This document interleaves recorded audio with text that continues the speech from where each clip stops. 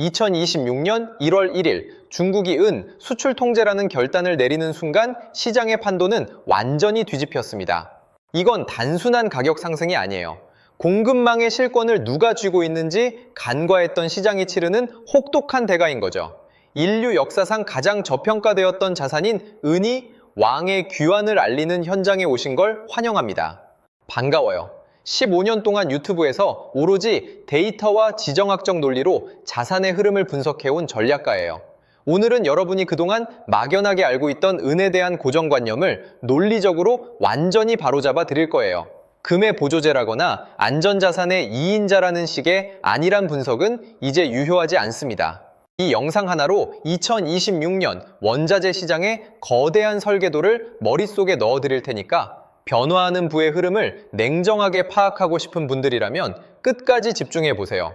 확신하는데 이 영상이 여러분의 자산 포트폴리오를 지키는 가장 강력한 이정표가 될 거예요. 첫 번째 청크, 생산량의 함정과 중국이 장악한 정제 권력의 실체에 대해 이야기해보죠. 많은 투자자가 단순히 은 생산량 순위를 보고 멕시코나 페루가 1위니까 공급에 문제가 없을 거라고 판단합니다. 하지만 이건 아주 위험한 착각이에요. 은을 땅에서 캐내는 것과 그것을 실제 산업 현장에서 사용할 수 있는 순도로 가공하는 것은 완전히 별개의 문제입니다. 여기서 우리가 주목해야 할 개념은 광산 생산과 정제, 리파이닝의 차이예요. 광산에서 갓 캐내는 광석은 불순물이 섞인 상태라 그 자체로는 부가가치가 낮습니다. 첨단 반도체나 태양광 패널에 투입하려면 99.99% 이상의 초고순도로 정제해야 하죠. 그런데 전 세계의 정제 물량의 40% 이상을 중국이 독점하고 있습니다. 멕시코에서 캐는 도, 호주에서 캐는 도 결국 유통 가능한 형태가 되려면 중국의 공장을 거쳐야 한다는 뜻이에요.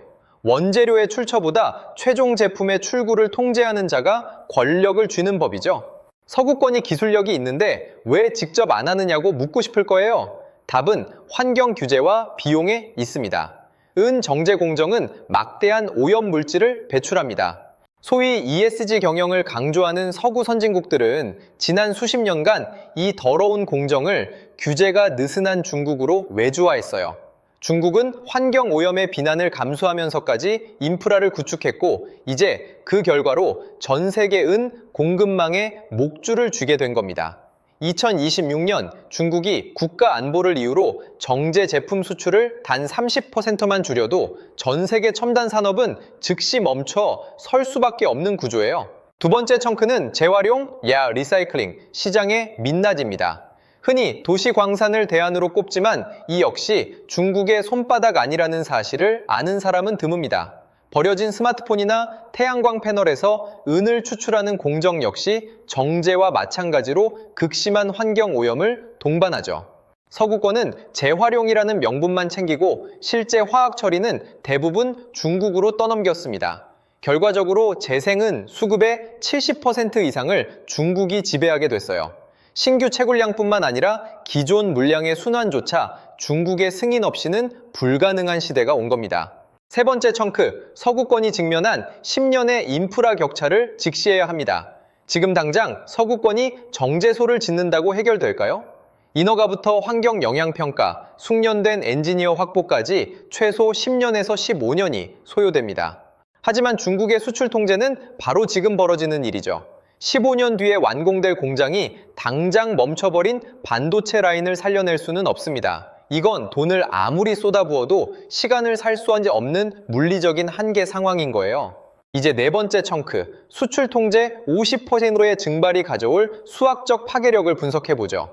은은 가격이 올라도 수요가 쉽게 줄지 않는 비탄력적 자산입니다. 은값이 2배 올라도 삼성이나 테슬라는 생산을 멈출 수 없기에 비싼 가격을 치르고서라도 은을 구하려 들 겁니다. 공급이 10%만 부족해도 가격이 2배 폭등하는 게 원자재 시장의 생리인데 만약 50%가 증발한다면요? 이건 단순히 가격 상승이 아니라 패닉 바잉을 동반한 시장 붕괴로 이어집니다. 온스당 150달러, 200달러 돌파는 허무맹랑한 예상이 아니라 통계적 귀결입니다. 다섯 번째 청크, 종이은의 종말과 현물 결제의 습격은 이번 사태의 가장 치명적인 부분입니다. 여러분의 계좌에 찍힌 숫자는 실제 은이 아니라 종이 은일 가능성이 큽니다. 선물 거래소는 실제 창고 물량보다 수백 배 많은 은 계약을 체결해둡니다. 평소엔 문제가 없지만 실물 공급이 끊겨 기업들이 현물로 내놔라 라고 요구하는 순간 거래소는 파산하거나 현금 청산을 선언하게 됩니다. 결국 최후에 웃는 자는 종이가 아닌 실물을 손에 쥔 사람뿐이라는 사실을 잊지 마세요. 6번째 청크로 넘어가서 가격 결정권이 서구에서 동양으로 넘어가는 상하이 거래소 SGE의 반란을 보세요. 런던과 뉴욕의 가격이 조작된 종이 가격이라면 상하이 시장은 철저하게 실물 인도 중심입니다. 중국이 수출을 막으면서 상하이의 현물 가격은 런던보다 훨씬 높게 형성되는 프리미엄 현상이 고착화됐어요. 이제 전 세계 기업들은 런던 시세가 아니라 상하이 시세에 맞춰 물건 값을 지불해야 합니다. 금융의 패권이 실물 자산을 쥔 쪽으로 급격히 이동하고 있는 거죠. 7번째 청크, 2026 실전 대응 전략입니다. 지금이라도 늦지 않았습니다. 첫째, 포트폴리오의 일정 부분은 반드시 실물 혹은 실물과 1대1로 매칭되는 자산으로 확보하세요. 둘째, 단기적인 변동성에 휘둘리지 말고 공급망 공백이라는 거대한 흐름에 집중하세요. 기업들이 생존을 위해 은을 매집하는 이상 가격의 하방은 단단하게 지지될 수밖에 없습니다. 8번째와 9번째 청크에서는 기술적 한계와 거래소의 기만수를 파헤쳐보죠. 태양광 패널에 들어가는 실버 페이스트는 은보다 전도율이 낮은 금속으로는 대체가 불가능합니다. 효율이 생명인 에너지 시장에서 은을 뺀다는 건 사업 포기를 의미하죠. 또한 거래소가 발표하는 재고 데이터는 주인이 있는 물량까지 포함된 허수인 경우가 많습니다. 실제 유통 가능한 물량은 이미 바닥을 드러내고 있어요. 10번째부터 13번째, 청크까지는 브리스의 움직임과 하이퍼 인플레이션의 도미노 현상을 주목해야 합니다. 중국은 러시아, 인도 등과 손잡고 은을 달러 패권에 대항하는 신금융 무기로 활용하고 있습니다. 은값 폭등은 반도체, 스마트폰, 전기차 등 모든 산업 제품의 가격을 밀어올리며 전 세계적인 물가 폭발을 일으키는 트리거가 될 거예요. 각국 중앙은행들이 수면 아래에서 조용히 은을 비축하는 이유가 바로 여기에 있습니다.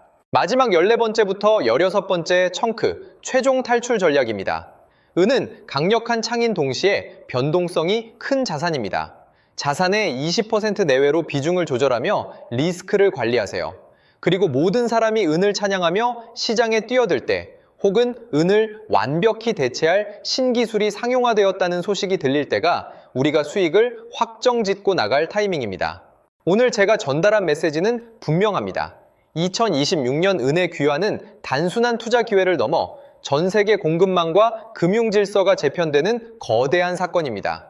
준비된 자에게는 일생일대의 기회가 되겠지만 과거의 데이터에만 매몰된 이들에겐 가혹한 시련이 될 거예요.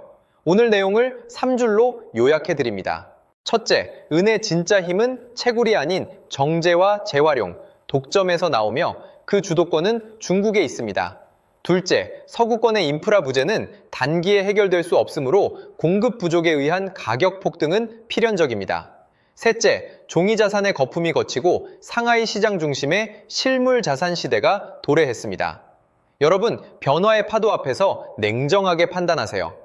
지금까지 15년차 전략가였습니다. 긴 시간 집중해 주셔서 감사합니다. 성투하세요.